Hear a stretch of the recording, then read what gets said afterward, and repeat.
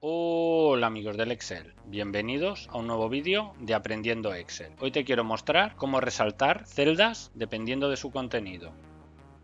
Para ello vamos a aprovechar, en este caso, unas letras, también se puede utilizar palabras, y lo que he hecho ha sido una lista desplegable con cada una de las letras.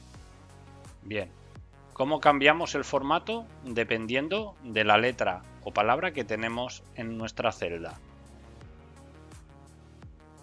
Seleccionamos todo el rango, inicio, formato condicional, reglas para resaltar, es igual a, ponemos la letra A en este caso, formato personalizado, lo tenemos en negrita y el relleno va a ser rojo. Aceptar y aceptar. Ahora, cada vez que pongamos nuestra letra, resaltará en el color que le hemos asignado. Para el resto de letras o palabras, repetimos los pasos.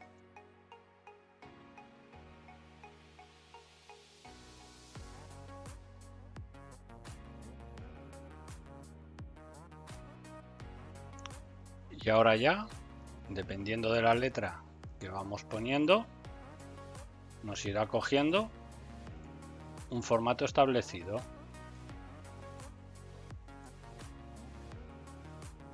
Bien, en el caso de números podemos utilizar prácticamente lo mismo. Seleccionamos nuestro rango, inicio, formato condicional, reglas para resaltar celdas, es menor que, en este caso menor a 1, personalizado, en negrita y el relleno en rojo. Aceptar y aceptar. Ahora repetimos lo mismo con el resto de colores.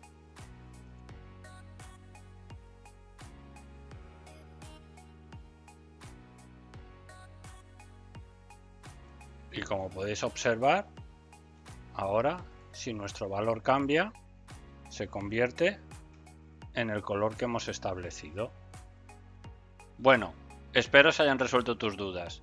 Si te ha gustado, dale a like, comparte y suscríbete para más vídeos como este. Déjame en los comentarios qué te ha parecido el contenido, cómo puedo mejorarlo o si quieres que haga algún tutorial específico. Me ayudarás mucho. También puedes seguirme en las redes sociales. ¡Hasta pronto!